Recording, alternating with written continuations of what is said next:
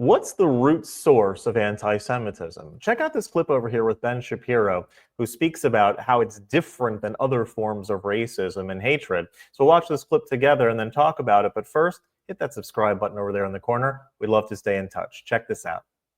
When people hear the term anti-Semitism, they think that anti-Semitism is just another type of racism. It's just racism against Jews. So basically, it's hatred against Jews, specifically for being ethnically Jewish. But as we've seen, that's actually incomplete. Because you can claim all of the things anti-Semites actually claim. Right? Jews are cliquish or globalists or at the same time both or whatever, without technically hating Jews. And that's the game that is being played right now. This is why you see people who fall under an actual real definition of anti-Semitism, as I've laid it out, who get away with saying that they're fighting anti-Semitism. Right? You hear Ilhan Omar will say this sort of thing. Right? So these overbroad terms used by politicians actually become counterproductive. So, for example, you can say that Israel is the fonthead of all evil without technically hating Jews. You could say that, right? You can even say you have a Jewish friend. That might not really be true, but you can say it, or you can find some Jewish person who actually has no connection with Judaism, and that person can be your stand-in. And this is the excuse that you'll hear from many of the people who say just this kind of stuff.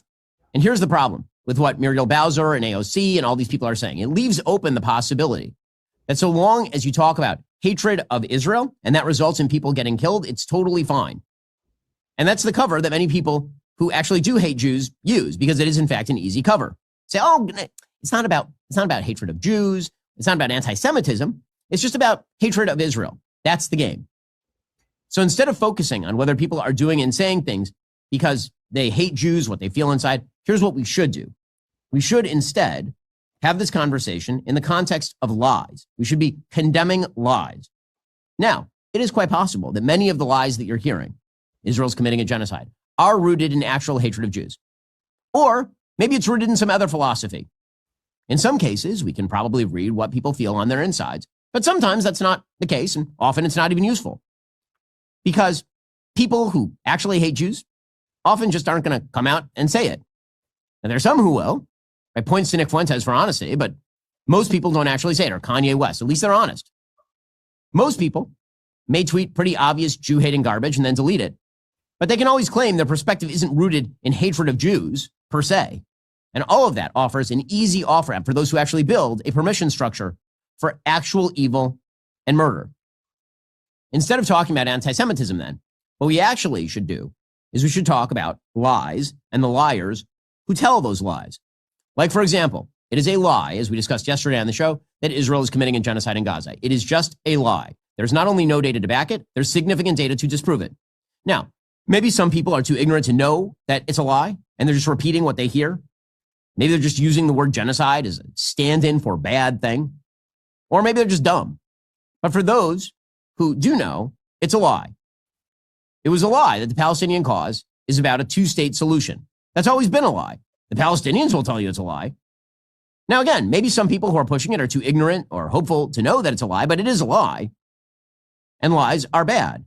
And the more they are told, the more dangerous they become. And that's why I think it's actually kind of useless at this point for politicians to talk about anti-Semitism and never the actual lies that matter. Because if we actually had an honest conversation about what actually drove the feelings of shootings like this, lies and more lies, then Muriel Bowser might have to call out the lies of her own side.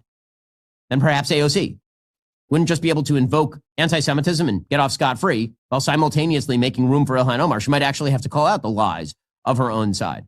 And that's the thing they will never do. At a certain point, invocation of terms like anti-Semitism, it actually becomes counterproductive. Because, again, if that doesn't do the job of stopping people from lying about Jews, then what exactly is the point of the thing? Instead, if we are going to talk about the permission structure that led to the murder of these two young people in Washington, D.C., we have to talk about the actual lies and the people who tell those lies and what their worldview is. That's the thing that actually allows us clarity. That allows us to see who is pushing what and why. And again, that's not me saying that none of the people who are pushing the lies hate Jews. Many of them, I'm sure, are not particularly fond of Jews or Judaism or anything like it. But it's a lot easier and more specific and more clarifying and more useful to talk about the lies themselves as opposed to a term like anti-Semitism, which again, at this point in time, has now become so semantically overloaded that people are able to escape the implications of their own lies. I agree with everything that was just said there. And in fact, in Jewish tradition, we are taught that the thoughts that we have influence our emotions, and our emotions influence our actions. And that's why the human being stands upright in our tradition, right? The brain influences the heart. It's supposed to be over the heart. And the heart influences our gut, what you do, what you go, your action that you pursue.